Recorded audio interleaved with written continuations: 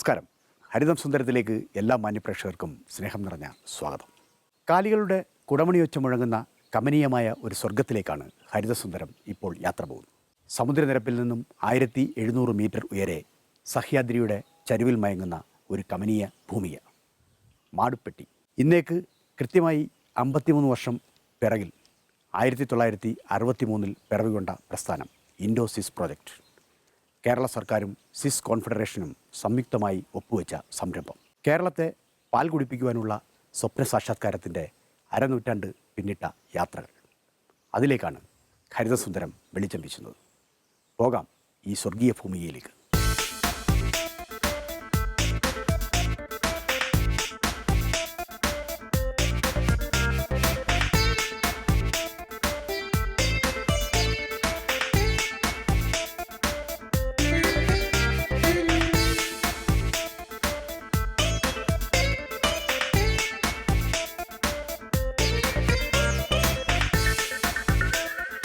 കേരളത്തിൻ്റെ ക്ഷീരചരിത്രത്തിലെ സുവർണ മുഹൂർത്തമാണ് ഇൻഡോ-സിസ് പ്രോജക്റ്റിൻ്റെ ഉദയം. നാഴൂരി പാല് കിട്ടിയിരുന്ന കേരളത്തിലെ നാടൻ പൈക്കളിൽ നിന്ന് വർഗോദ്ധാരണം നടത്തി നല്ല പാൽ കിട്ടുന്ന പൈക്കളിലേക്കുള്ള മാറ്റം കേരളത്തിലെ കർഷകർ ഒരുപക്ഷെ പ്രതീക്ഷിച്ചതാകാം. സിസ് കോൺഫെഡറേഷനും കേരള സർക്കാരും 1963 കൈകോർത്തതോടെ മറ്റൊരു ക്ഷീരവിപ്ലവത്തിൻ്റെ നാന്ദിയായിരുന്നു. മികച്ച ഇനം കാലികൾക്ക് പാർക്കാൻ പറ്റിയ മികച്ച സ്ഥലം തേടി നടന്നു. ഒടുവിൽ ആ അന്വേഷണം ചെന്നെത്തിയത് മൂന്നാറിന് കിഴക്ക് മാറി 12 കിലോമീറ്റർ ഉള്ളിലുള്ള മാട്ടുപ്പെട്ടിയിലായിരുന്നു. സഹ്യപർവ്വതത്തിൻ്റെ ഒരു താഴ്വര, വൃക്ഷനിബിഡമായ ഒരു പ്രദേശം, കണ്ണത്താ ദൂരത്തോളം കിടക്കുന്ന പുൽമേടുകൾ, വിശാലമായ നീലാംബര പന്തലിന് താഴെ തണൽ വൃക്ഷങ്ങൾ കുടവിരിച്ചു നിൽക്കുന്ന സ്വർഗീയ സുരഭില ഭൂമിക.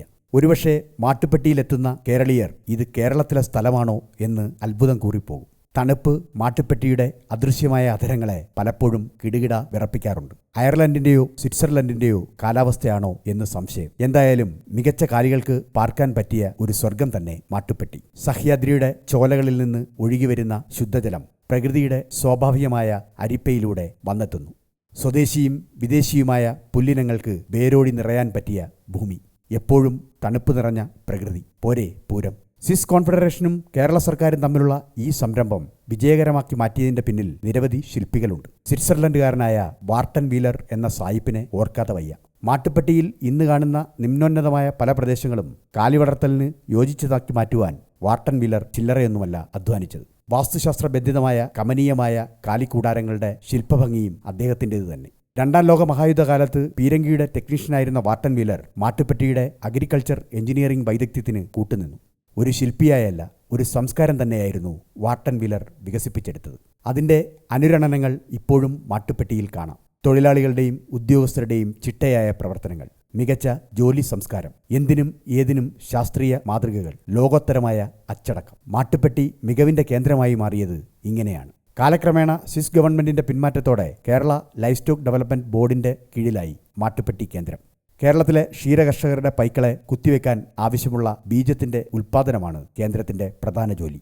ഒപ്പം കാലിവളർത്തലിൻ്റെ അനുബന്ധ മേഖലയായ പുൽകൃഷിയിലും ബോർഡ് ശ്രദ്ധ കേന്ദ്രീകരിക്കുന്നു. ഈ മേഖലയിലെ സാങ്കേതിക വിദഗ്ധർ, വിദ്യാർത്ഥികൾ, കർഷകർ എന്നിവർക്ക് പരിശീലനം നൽകുന്ന ഒരു ഈറ്റില്ലം കൂടിയാണ് ഇന്ന് മാട്ടുപ്പെട്ടി കേന്ദ്രം. കേരളത്തിൽ ഇന്ന് നാം കാണുന്ന കേരള കാലാവസ്ഥയ്ക്കിണങ്ങിയ സുനന്ദിനി പൈക്കളെ വികസിപ്പിച്ചെടുത്തതിൽ മാട്ടുപ്പെട്ടി കേന്ദ്രത്തിന് ഗണ്യമായ പങ്കുണ്ട്. സ്വിറ്റ്സർലൻഡുകാരായ ഹോൾസ്റ്റൈൻ ഫ്രീസിനെയും ഇംഗ്ലീഷ് ചാനലുകാരായ ജേഴ്സി പശുവിനെയും ബ്രൗൺസിനെയും ഒക്കെ സംയോജിപ്പിച്ച് കേരളത്തിന്റെ കാലാവസ്ഥയ്ക്കിണങ്ങിയ സുനന്ദിനി എന്ന ഇനത്തെ ബോർഡ് വികസിപ്പിച്ചെടുത്തു. കേരളത്തിൽ ഇന്ന് നാം കാണുന്ന പൈക്കളുടെ പിതാമഹന്മാർ അത്രയും ഇവിടെ സുഖമായി വാഴുന്നുണ്ട്. ഒന്നും രണ്ടുമല്ല, ഏതാണ്ട് 100ഓളം വരും വിത്തുകാളകൾ. മികച്ച വിത്തുകാളകളിൽ നിന്നേ മികച്ച ബീജമാത്രകൾ ഉണ്ടാക്കാൻ കഴിയൂ എന്ന് ബോർഡിനറിയാം. അതുകൊണ്ട് തന്നെ വിദേശ രാജ്യങ്ങളിൽ പരിശീലനം സിദ്ധിച്ച ഒന്നിലധികം ഉദ്യോഗസ്ഥരെ ബോർഡ് ഇതിനായി നിയോഗിച്ചിട്ടുണ്ട്. മികച്ച ബീജമാത്രകളെന്നാൽ ഭാവിയിൽ മെച്ചപ്പെട്ട പാലുൽപാദനം തരുന്ന പശുക്കളെ സൃഷ്ടിക്കുന്ന രേണുകൾ എന്നർത്ഥം. അതുകൊണ്ട് തന്നെ തെരഞ്ഞെടുപ്പിൽ വലിയ പ്രാധാന്യമുണ്ട്.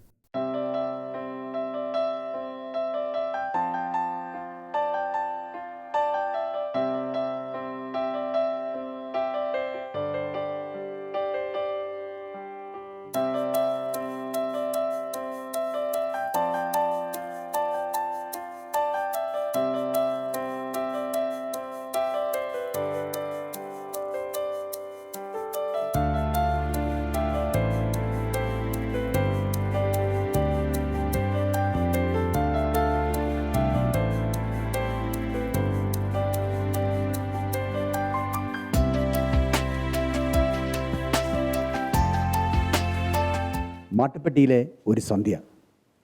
മലനിരകളിൽ നിന്ന് മഞ്ഞ് വീണു തുടങ്ങി. ഇൻഡോസിസ് പ്രോജക്റ്റിൻ്റെ ID ബംഗ്ലാവിലാണ് ഞങ്ങളിപ്പോൾ. ലോകോത്തര നിലവാരമുള്ള മാട്ടുപ്പെട്ടിയിലെ ബീജ ബാങ്കിൻ്റെ ചുമതലയുള്ള അസിസ്റ്റൻറ്റ് മാനേജർ ഡോക്ടർ അവിനാഷ് നമ്മോടൊപ്പം ഉണ്ട്. അദ്ദേഹം മനസ്സ് തുറക്കുന്നു. നമസ്കാരം അവിനാഷ്. നമസ്കാരം. അവിനാഷേ, ഇപ്പോൾ കേരളത്തിൽ ലക്ഷോപലക്ഷം വരുന്ന ക്ഷീരകർഷകർ കേരള ലൈഫ് സ്റ്റോക്ക് ഡെവലപ്മെൻറ്റ് ബോർഡിനെയാണ് അവരുടെ പൈക്കൾക്ക് ബീജമാത്രകൾ ഉപയോഗപ്പെടുത്താൻ വേണ്ടി ആശ്രയിക്കുന്നത്. ആ വിശ്വാസത്തിന് പതിറ്റാണ്ടുകളുടെ പഴക്കമുണ്ട്. ഈ വിശ്വാസം നിലനിർത്താൻ, കർഷകരോടുള്ള പ്രതിബദ്ധത നിലനിർത്താൻ ബോർഡ് എന്തൊക്കെയാണ് ചെയ്യുന്നത്? കേന്ദ്ര സർക്കാരിൻ്റെ നിയന്ത്രണത്തിലുള്ള സെൻട്രൽ മോണിറ്ററിംഗ് യൂണിറ്റിൻ്റെ മാനദണ്ഡങ്ങൾ കർശനമായും കൃത്യമായും പാലിച്ചുകൊണ്ടാണ് ഇവിടുത്തെ ബീജോൽപാദനം നടക്കുന്നത്. അത് വിത്തുകാളുകളുടെ സെലക്ഷൻ മുതൽ അതിൻ്റെ കളക്ഷൻ, പ്രോസസ്സിംഗ്, അതിൻ്റെ വിതരണം വരെയുള്ള ഘട്ടങ്ങളിൽ ഈ മാനദണ്ഡങ്ങൾ കൃത്യമായി പാലിച്ചുകൊണ്ട് മുന്നേറുന്നതുകൊണ്ട് തീർച്ചയായിട്ടും ഉന്നത നിലവാരത്തിലുള്ളൊരു ബീജം കേരളത്തിലെ കർഷകർക്ക് വിതരണം ചെയ്യാൻ കഴിയും. അത് കേരളത്തിൻ്റെ പാലുൽപാദനത്തിലും ചെനപിടിക്കൽ അതേമാതിരിയുള്ള വൈറ്റൽ പാരാമീറ്റേഴ്സിലും ഭാവിയിൽ അതിൻ്റെ ഗുണങ്ങൾ കണ്ടു തുടങ്ങുന്നതാണ്. ഈ ഉന്നത നിലവാരത്തിലുള്ള ബീജം എന്ന് പറയുന്നു, ഈ ഉന്നത നിലവാരം സ്ഥിരമായി നിലനിർത്താൻ എന്തൊക്കെ സാങ്കേതിക വിദ്യകളാണ് ബോർഡ് ഉപയോഗിക്കുന്നത്?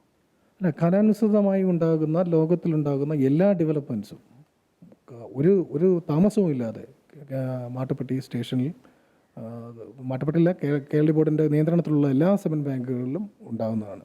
സെൻട്രൽ മോണിറ്ററിംഗ് യൂണിറ്റിൻ്റെ A ഗ്രേഡ് സർട്ടിഫിക്കേഷനുള്ള ഒരു യൂണിറ്റ് കൂടിയാണ് മാട്ടുപ്പെട്ടി സ്റ്റേഷൻ. പലപ്പോഴും ഞങ്ങൾ ഒക്കെ ഫീൽഡിലൊക്കെ പോകുമ്പോൾ ഈ കർഷകർ പറയാറുള്ളതാണ്, ഈ പ്രതീക്ഷിക്കുന്ന രീതിയിലുള്ള ഒരു കറവയിലൊരു ഉയർച്ച ഉണ്ടാവുന്നില്ല അടുത്ത തലമുറകൾ വരുമ്പോൾ. ബോർഡിനെ കുറിച്ചുള്ളൊരു വലിയ ആക്ഷേപം അത് തന്നെയാണ്. അത് ശരിയാണോ? ഏതളവ് വരെ? അല്ല, ഇങ്ങനെയുള്ള ആക്ഷേപങ്ങൾ തീർച്ചയായിട്ടും ഉണ്ട്. പക്ഷേ ആ ആക്ഷേപങ്ങളെല്ലാം നമ്മൾ ബുള്ളിൻ്റെ സൈഡ് മാത്രമേ നോക്കുന്നുള്ളൂ. പക്ഷേ അപ്പുറത്തെ ഒരു സൈഡിൽ ഫീമെയിൽ സൈഡ്, അമ്മയും അച്ഛനും കൂടി ചേരുമ്പോഴാണ് ഏറ്റവും നല്ല സന്തതികളുണ്ടാകും. അപ്പോൾ മറ്റൊരു സൈഡിൽ സിലക്ഷൻ അത്രയധികം നടക്കത്തില്ല. എന്നാലും ഇന്ത്യയിലെ മറ്റുള്ള സംസ്ഥാനങ്ങൾ വെച്ച് നോക്കുമ്പോൾ നല്ല സിലക്ഷൻ നടക്കുന്ന ഒരു സംസ്ഥാനമാണ് കേരളം. പക്ഷേ ഈ രണ്ടും ഒരുമിച്ച് കൊണ്ടുപോയാൽ മാത്രമേ ഉദ്ദേശിക്കുന്ന തരത്തിലുള്ള ഒരു വലിയ പ്രതീക്ഷിക്കുന്ന തോതിലുള്ള ഒരു ഉയർച്ച ഉണ്ടാകുമെന്ന് എനിക്ക് തോന്നുള്ളൂ.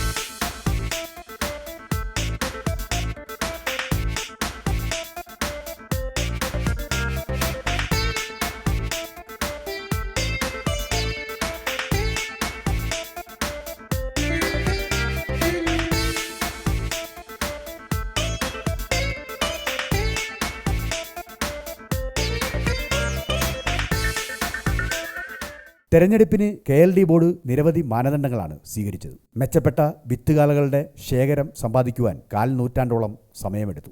ഇപ്പോഴും ഗവേഷണ പരീക്ഷണങ്ങൾ ഈ രംഗത്ത് ബോർഡ് തുടരുന്നുണ്ട്. ബോർഡിൻ്റെ ബീജബാങ്ക് പ്രവർത്തിക്കുന്ന മാട്ടുപ്പെട്ടിയിലും മറ്റൊരു ബേസ് സ്റ്റേഷനായ പീരുമേട്ടിലും കോലാഹലമേട്ടിലുമൊക്കെ ഇത്തരം പരീക്ഷണങ്ങൾ നടക്കുന്നുണ്ട്. ക്യാമ്പസിനുള്ളിൽ മെച്ചപ്പെട്ട പാൽ തരുന്ന പൈക്കളെ നിരീക്ഷിച്ച് അവയുടെ ആൺസന്തതിയെ മെച്ചപ്പെട്ട വിത്തുകാളകളാക്കി മാറ്റുന്നതാണ് ഒന്ന്. മറ്റൊന്നുള്ളത്, നാട്ടിൻപുറത്ത് മറ്റൊരു കാലാവസ്ഥയിൽ വളരുന്ന പൈക്കളുടെ പാലിൻ്റെ അളവ് നോക്കും. അവിടെയും മെച്ചപ്പെട്ട കറവയുള്ള പൈക്കളുടെ ആൺസന്തതിയെ തിരഞ്ഞെടുക്കും. ഇത്തരം സന്തതി പരിശോധനകൾ നിരവധി തലമുറകളായി നടത്തുന്നുണ്ട്. മെച്ചപ്പെട്ട വിത്തുകാള കുട്ടികളെ ഫീൽഡിൽ നിന്നും ശേഖരിക്കുന്നുണ്ട്. തലമുറയായി നടത്തുന്ന ഈ പരീക്ഷണങ്ങൾക്കൊടുവിൽ വല്ലപ്പോഴും പുറത്തുനിന്നുള്ള ബീജമാത്രകൾ കൂടി ഈ ശേഖരത്തിലേക്ക് കൊണ്ടുവരുവാൻ ബോർഡ് ശ്രദ്ധിച്ചിട്ടുണ്ട്. ഫ്രാൻസ്, ഓസ്ട്രേലിയ, ജർമ്മനി തുടങ്ങിയ വിദേശ രാജ്യങ്ങളെയാണ് ബോർഡ് ഇതിനായി ആശ്രയിക്കുന്നത്. അവിടെ നിന്നും നേരിട്ട് ഇറക്കുമതി ചെയ്യുന്ന വിത്തുകാളകളും ബീജബാങ്കിന്റെ ശേഖരത്തിലേക്ക് വരും. അതുകൊണ്ട് തന്നെ തലമുറകൾ പിന്നിടുമ്പോൾ മെച്ചപ്പെട്ട ബീജമാത്രകളും മെച്ചപ്പെട്ട വിത്തുകാളകളും ബോർഡിന്റെ സ്വന്തം ശേഖരത്തിലേക്ക് വരും. ഫലമോ മികച്ച കറവയുള്ള പൈക്കളെ സൃഷ്ടിക്കുവാനുള്ള എല്ലാം ബോർഡിന്റെ സ്വന്തമാകും. ഇന്ന് സംസ്ഥാനത്ത് നാം കാണുന്ന മെച്ചപ്പെട്ട കറവയുള്ള പൈക്കളുടെ സൃഷ്ടിയിൽ ബോർഡിന്റെ ഈ തെരഞ്ഞെടുപ്പ് മികച്ച പ്രയോജനം സൃഷ്ടിച്ചിട്ടുണ്ട്. മികച്ച വിത്തുകാളകളുടെ തെരഞ്ഞെടുപ്പ് മാത്രമല്ല, അവയുടെ പരിപാലനവും ബോർഡിന്റെ ചുമതലയിലുണ്ട്. മെച്ചപ്പെട്ട വിത്തുകാളകൾക്ക് മെച്ചപ്പെട്ട പരിപാലനം തന്നെ വേണം. അവയ്ക്കായി പ്രത്യേക ബുൾ ഷെഡുകൾ ഒരുങ്ങിയിട്ടുണ്ട്. വിശാലമായ കൂടാരങ്ങൾ തന്നെ അവ. കർണാടകത്തിൽ നിന്നും ജർമ്മനിയിൽ നിന്നും ഒക്കെ ഇറക്കുമതി ചെയ്ത കാളകൾ ഇവിടെ സസുഖം വാഴുന്നു. ഒറ്റ നോട്ടത്തിൽ ആരെയും കീഴ്പ്പെടുത്തുന്ന കാളക്കൂറ്റന്മാരാണ് അവർ. അവയ്ക്ക് സ്വതന്ത്രമായി വിഹരിക്കാനുള്ള സ്ഥലവും ബുൾ സ്റ്റേഷനിലുണ്ട്. പ്രത്യേക സമയങ്ങളിലാണ് കാളക്കൂറ്റന്മാർക്ക് തീറ്റ. മാട്ടുപ്പെട്ടിയിൽ സ്വതന്ത്രമായി വിളയുന്ന കിക്കിയു പുല്ലും മറ്റ് പുല്ലിനങ്ങളും ഒക്കെ തന്നെ തീറ്റയാക്കും. പ്രത്യേക നേരങ്ങളിൽ സാന്ദ്രീകൃത തീറ്റ പ്രത്യേകമായി നൽകും. ബീജം ശേഖരിക്കേണ്ട വിത്തുകാളകൾക്ക് ധാതുലവണ മിശ്രിതവും ഉപ്പുമൊക്കെ തീറ്റയിൽ മേമ്പൊടിയായി ചേരും. കാളകളുടെ മേനുമിടുക്കും ചലനക്രിയയുമൊക്കെ വർദ്ധിപ്പിക്കുവാൻ പ്രത്യേകം നിർമ്മിതമായ ബുൾ എക്സർസൈസറുകൾ ഫാമിലുണ്ട്. അവ കൃത്യമായി പ്രവർത്തിപ്പിക്കുവാൻ പ്രത്യേകം പരിശീലനം കിട്ടിയ ജീവനക്കാരും. ആഴ്ചയിൽ ഒരിക്കലെങ്കിലും ഈ യന്ത്രത്തിൽ കറങ്ങാത്തവരായി ആരും ഇവിടെയില്ല.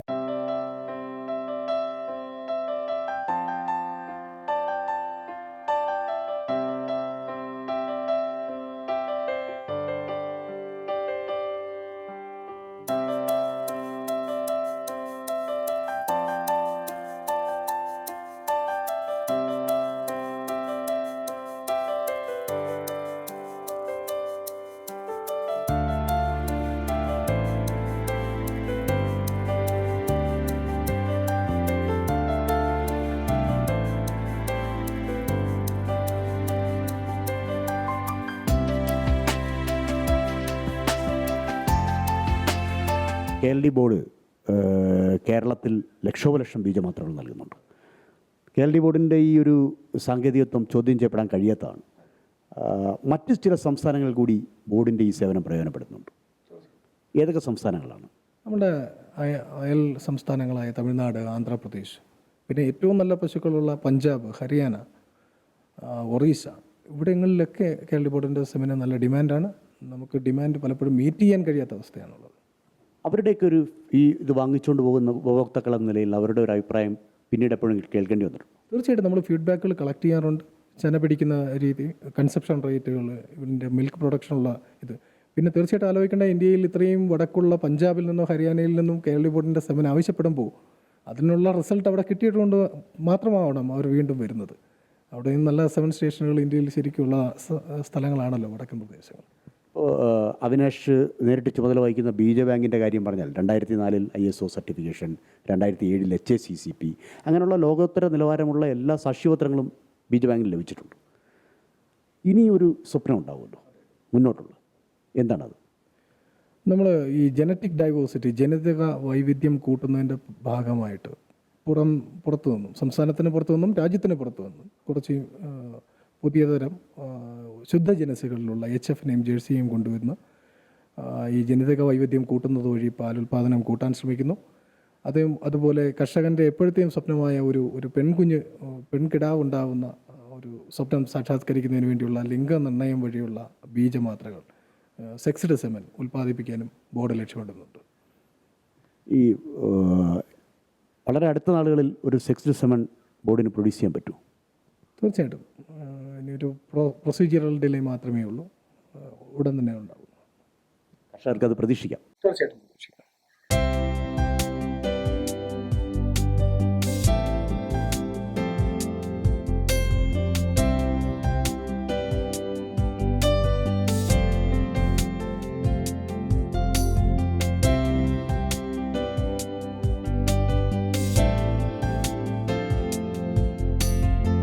ബീജ ബാങ്കിന് പ്രത്യേകം ആസ്ഥാനം മാട്ടുപ്പെട്ടിയിലുണ്ട്. ലോകോത്തര നിലവാരമുള്ളതാണ് ബീജ ബാങ്ക്. 2004 ISO സാക്ഷ്യപത്രവും 2007 HACCP സാക്ഷ്യപത്രവും നേടി അന്താരാഷ്ട്ര നിലവാരത്തിലേക്ക് മാട്ടുപ്പെട്ടി ബീജ ബാങ്ക് ഉയർന്നു കഴിഞ്ഞു. പ്രത്യേക ജൈവ സുരക്ഷാ ക്രമീകരണങ്ങളാണ് ബീജ ബാങ്കിലുള്ളത്. പുലരിയിൽ തന്നെ ആരംഭിക്കും ബീജശേഖരണ പ്രക്രിയ. ആഴ്ചയിൽ 2 വട്ടമാണ് കാളക്കൂറ്റന്മാരുടെ ബീജം ശേഖരിക്കുന്നത്. ഒരു സമയത്തെ ശേഖരണം കഴിഞ്ഞാൽ പിന്നെ 2 ദിവസത്തെ ഇടവേള. 18 മാസത്തെ പ്രായം മുതൽ തുടങ്ങും ബീജശേഖരണം. തുടർന്ന് 10 വർഷക്കാലം ഒരു കാളക്കൂറ്റന്റെ ബീജം ശേഖരിക്കാം. ആദ്യകാലത്ത് തന്നെ ബീജം ശേഖരിക്കേണ്ട കാളക്കൂറ്റനെ പ്രത്യേകം സജ്ജമാക്കിയ യാർഡിലെത്തിക്കും. അപ്പോഴേക്കും ഡെമ്മി കാളയെ ഒരുക്കി ട്രെവിസിൽ നിർത്തിയിരിക്കും. ബീജം ശേഖരിക്കേണ്ട വിത്ത് കാളകൾക്ക് പ്രത്യേക പരിചരണമുണ്ട്. കാളക്കൂറ്റന്റെ ജനനേന്ദ്രിയമൊക്കെ അണുനാശിനിയിൽ കഴുകി വൃത്തിയാക്കി നിർത്തും. തുടർന്ന് ആദ്യകാലത്ത് തന്നെ അവനെ പ്രത്യേകം സജ്ജമാക്കിയ യാർഡിലെത്തിക്കും. അപ്പോഴേക്കും ഡമ്മിക്കാള ട്രെവിസിലെത്തിയിരിക്കും. പയ്യാണെന്ന് തെറ്റിദ്ധരിച്ച് അവൻ കുറേ സമയം നിൽക്കും. ഈ സമയം ലാബിനുള്ളിൽ ചില പ്രവർത്തനങ്ങൾ നടക്കുന്നുണ്ട്. ബീജം ശേഖരിക്കാനുള്ള പ്രത്യേക കോണും കൃത്രിമ യോനിയുമൊക്കെ അവിടെ തയ്യാറാവും. കർശനമായ ജൈവസുരക്ഷാ ക്രമീകരണങ്ങളാണ് ലാബിലുള്ളത്. പൂർണ്ണമായും അണുവിമുക്തമായ ഉപകരണങ്ങളാണ് ബീജശേഖരണത്തിന് ഉപയോഗിക്കുന്നത്. ഇവയൊക്കെ അണുവിമുക്തമാക്കാൻ പ്രത്യേകം പരിശീലനം സിദ്ധിച്ച ഉദ്യോഗസ്ഥരുണ്ട്. 45 ഡിഗ്രി ഊഷ്മാവിലുള്ള ഇൻക്യുബേറ്ററിലാണ് ആർട്ടിഫിഷ്യൽ വജൈന എന്ന കൃത്രിമ യോനി സൂക്ഷിക്കുന്നത്.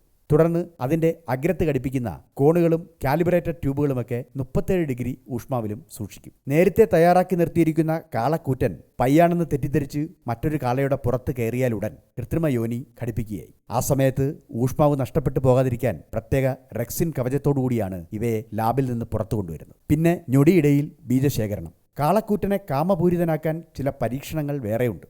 ആദ്യം ഒരു ഡമ്മി മൗണ്ടിംഗ് നടത്തും, തുടർന്ന് ഒരു പിന്മാറ്റം, പിന്നീടാണ് യഥാർത്ഥ കയറ്റം. അപ്പോൾ തന്നെ കൃത്രിമ യോനി ഘടിപ്പിച്ച് ബീജശേഖരണം നടത്തുകയായി. ഒരു സമയം 5 മുതൽ 7 മില്ലി വരെ ബീജം ശേഖരിക്കാം. ബീജശേഖരണം നടന്നാൽ ഉടൻ തന്നെ അത് ലാബിലെത്തിക്കുകയായി. ലബോറട്ടറി അന്തരീക്ഷം 20 ഡിഗ്രി എന്ന പ്രത്യേക ഊഷ്മാവിൽ നിലനിർത്തിയിട്ടുണ്ട്. ബീജം എത്തിയാൽ ഉടൻ തന്നെ ഒരു ത്വരിത പരിശോധനയുണ്ട്. പൊട്ടോ, പൊടിയോ, രോമങ്ങളോ, ചാണകപ്പൊടിയോ ഒക്കെയുള്ള ബീജം ഉടൻ തന്നെ ഉപേക്ഷിക്കും. നേർമയുള്ളതും തെളിമയുള്ളതുമായ ബീജം പിന്നെ പ്രത്യേകം തയ്യാറാക്കിയ സോഫ്റ്റ്വെയറുകളിലൂടെ നിരീക്ഷിക്കും. ബീജത്തിൻ്റെ മൊത്തം അളവ്, അതിലുള്ള ബീജങ്ങളുടെ എണ്ണം, ബീജത്തിൻ്റെ മുന്നോട്ടുള്ള ചലനാത്മകത ഇവയൊക്കെ പ്രത്യേകം പരിശോധനാ വിധേയമാക്കും. 1 മില്ലിയിൽ കുറഞ്ഞപക്ഷം 500 മില്യൺ ബീജങ്ങളുണ്ടെങ്കിൽ മാത്രമേ പ്രാഥമിക യോഗ്യത നേടൂ. 500 മില്യൺ എന്ന അതിർത്തി കടന്നാൽ ആ ബീജം തിരഞ്ഞെടുക്കുകയായി. തുടർന്ന് അവയെ നേർപ്പിക്കുവാനുള്ള പ്രത്യേക ദ്രാവകത്തിൽ നേർപ്പിച്ച് അളവ് കൂട്ടും. ക്രമേണ യന്ത്രസഹായത്തോടെ ഇവയെ പ്രത്യേകം സ്ട്രോകളിൽ നിറയ്ക്കുകയായി. ഒരു സ്ട്രോയിൽ കുറഞ്ഞത് 20 മില്യൺ ബീജങ്ങളെങ്കിലും ഉണ്ടെങ്കിൽ അത് പ്രത്യേക യോഗ്യത നേടും. അങ്ങനെ തന്നെയാണ് നിറവും. യന്ത്രസഹായത്തോടെ സ്ട്രോ നിറച്ചു കഴിഞ്ഞാൽ ലബോറട്ടറിയിൽ നിന്നും അത് കോൾഡ് ചേമ്പറിലേക്ക് യാത്രയാകും. 5 ഡിഗ്രി ഊഷ്മാവാണ് നിർത്തിയിരിക്കുന്നത്. ബീജത്തിൻ്റെ സന്തുലിതാവസ്ഥ നിലനിർത്താനായി കോൾഡ് ചേമ്പറിൽ 5 മുതൽ 6 മണിക്കൂർ വരെ സ്ട്രോ വിശ്രമിക്കും. തുടർന്ന് ദ്രവ നൈട്രജൻ നിറച്ചു വച്ചിരിക്കുന്ന വലിയ കണ്ടെയ്നറുകളിലേക്ക് ഒരു മാറ്റം. -196 ഡിഗ്രി സെൽഷ്യസ് ആണ് ഇവിടെ ഊഷ്മാവ്. ബീജത്തിൻ്റെ സന്തുലിതാവസ്ഥ നിലനിർത്താനായി 5 മുതൽ 6 മണിക്കൂർ വരെ സ്ട്രോകൾ കോൾഡ് ചേമ്പറിൽ വിശ്രമിക്കും. തുടർന്ന് ഘട്ടം ഘട്ടമായി ഊഷ്മാവ് കുറച്ച് വലിയ ദ്രവ നൈട്രജൻ ടാങ്കുകളിലേക്ക് മാറ്റം. 5 ഡിഗ്രിയിൽ നിന്ന് ക്രമേണ താഴ്ത്തിക്കൊണ്ടുവന്ന് പ്രോഗ്രാംഡ് ഫ്രീസിങ്ങിലൂടെ ഒടുവിൽ -196 ഡിഗ്രി സെൽഷ്യസ് ഉള്ള ദ്രവ നൈട്രജനിലേക്ക് ബീജമാത്രകൾ എത്തിത്തുടങ്ങും. ബീജത്തിൻ്റെ ചലനാത്മകത താൽക്കാലികമായി പിടിച്ചു നിർത്തിയിരിക്കുകയാണ്. ദ്രവ നൈട്രജനിൽ നിന്ന് ഘട്ടം ഘട്ടമായി ഊഷ്മാവ് ഉയർത്തി സാധാരണ അന്തരീക്ഷ ഊഷ്മാവിലേക്ക് കൊണ്ടുവന്നാൽ മാത്രമേ ഈ ബീജങ്ങൾ പിന്നീട് ചലനാത്മകത കൈവരിക്കുള്ളൂ. അതുവരെ സുഖ സുഷുപ്തി. കേരള ലൈഫ് സ്റ്റോക്ക് ഡെവലപ്മെന്റ് ബോർഡിൽ നിന്നും ഈ ബീജമാത്രകൾ നേരിട്ട് പോകുന്നത് ബോർഡിൻ്റെ തന്നെ 7ഓളം വരുന്ന ബീജ ബാങ്കുകളിലേക്കാണ്. തുടർന്നാണ് ബീജമാത്രകളുടെ യഥാർത്ഥ ഉപഭോക്താവായ കർഷകരുടെ അടുക്കൽ എത്തുന്നത്. അതാകട്ടെ മൃഗാശുപത്രികൾ വഴിയും ഡയറി സൊസൈറ്റികൾ വഴിയും. ലോകോത്തര മാതൃകയിലുള്ള HACCP സാക്ഷ്യപത്രങ്ങൾ നേടിയതോടെ ബീജബാങ്ക് ലോകത്തിൻ്റെ തന്നെ ശ്രദ്ധാകേന്ദ്രമായി. സന്ദർശകർക്ക് ഇവിടെ പ്രവേശനമില്ല. സാങ്കേതിക വിദഗ്ധരാവട്ടെ പ്രത്യേകം വസ്ത്രങ്ങളും ചെരുപ്പുകളുമൊക്കെ ധരിച്ചാണ് ബീജബാങ്കിനുള്ളിൽ കടക്കുക. എയർ ബ്ലോവർ ഉപയോഗിച്ച് അണുവിമുക്തമാക്കുന്ന പ്രക്രിയയും ഇവിടെ നടക്കുന്നുണ്ട്.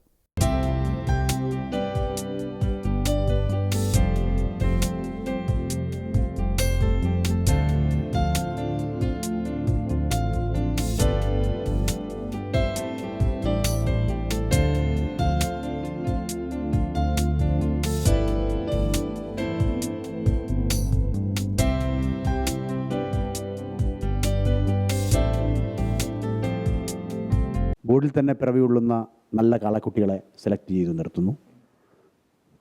അതോടൊപ്പം കർഷകരുടെ പക്കൽ നിന്നും ഉയർന്ന കറവയുള്ള പൈക്കളുടെ നല്ല കാളക്കുട്ടികളെ ശേഖരിച്ച് ഇവിടെ നിർത്തുന്നു. ഒപ്പം പുറത്തു നിന്ന് മറ്റ് രാജ്യങ്ങളിൽ നിന്നും കൂടി വിത്തുകാളകളെ കൊണ്ടുവന്ന് ഈ വിത്തുകാളകളുടെ ബീജ ഉൽപ്പാദന ശേഷി നിലനിർത്താൻ വേണ്ടിയുള്ള ശ്രമങ്ങൾ നടക്കും. മറ്റ് രാജ്യങ്ങളിൽ നിന്ന് വരുന്ന കാളകളുടെ ഒരു പ്രകടനം എങ്ങനെയാണ്? നമ്മൾ ഈ അടുത്ത കാലത്തായിട്ട് ജർമ്മനിയിൽ നിന്ന് 5 ബുള്ളിനെ മാട്ടുപ്പെട്ടി ഫാം 7 ബാങ്കിലേക്ക് ഇൻട്രൊഡ്യൂസ് ചെയ്യുകയുണ്ടായി. അത് നമ്മളുടെ ബീജോൽപാദനം വളരെ കൂട്ടുന്നതിന് പുറമെ നമ്മുടെ ബീജത്തിൻ്റെ നിലവാരം കൂട്ടുന്നതിന് കൂടി സഹായമാകുന്നതാണ്. അതിൻ്റെ പ്രകടന ശേഷികൾ ഇനി കിട്ടിക്കൊണ്ടിരിക്കുന്നതേ ഉള്ളൂ. തീർച്ചയായിട്ടും അത് ഈ ജനിതക വൈവിധ്യം കൂട്ടുന്നതിന് നല്ലൊരു കാരണമാണ്. ഒരു ചോദ്യം കൂടി ചോദിക്കാം. ഈ ഹരിത സുന്ദരത്തിൻ്റെ പ്രേക്ഷകരെ സംബന്ധിച്ചിടത്തോളം ഈ ജർമ്മനിയിൽ നിന്ന് വന്ന ഹോൾസ്റ്റൈൻ ഫ്രീസിയൻ കാളകളെയൊക്കെ അവർ കണ്ടുകൊണ്ടിരിക്കുകയാണ്. അപ്പോൾ അവർക്ക് ഒരു നല്ല ഹോൾസ്റ്റൈൻ ഫ്രീസിയൻ കാളയുടെ ഒരു ബീജമാത്ര വേണം എന്ന് ആഗ്രഹിച്ചു പോയാൽ വിദൂര ഭാവിയിലെങ്കിലും അത് നൽകാൻ കഴിയും. തീർച്ചയായിട്ടും തരാൻ പറ്റും. അവിനാഷിൻ്റെ വാക്കുകൾ വളരെ സന്തോഷത്തോടു കൂടിയാണ് നമ്മുടെ പ്രേക്ഷകർ കേൾക്കുന്നത്. വലിയ നന്ദി ഞങ്ങളോടൊപ്പം ഈ നിമിഷങ്ങൾ പങ്കുവച്ചത്.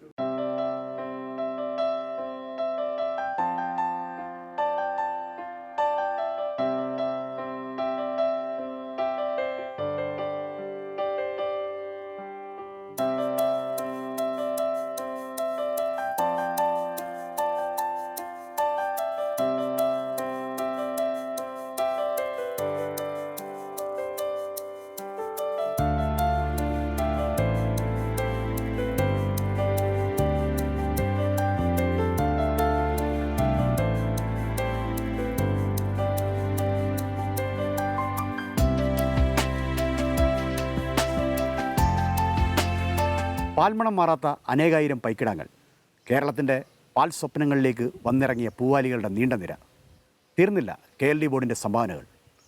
നേട്ടങ്ങളുടെ നെറുകയിലേക്ക് പോകുന്ന ആ കഥകളുമായി അടുത്ത ആഴ്ച വീണ്ടും കാണാം. കാത്തിരിക്കുക.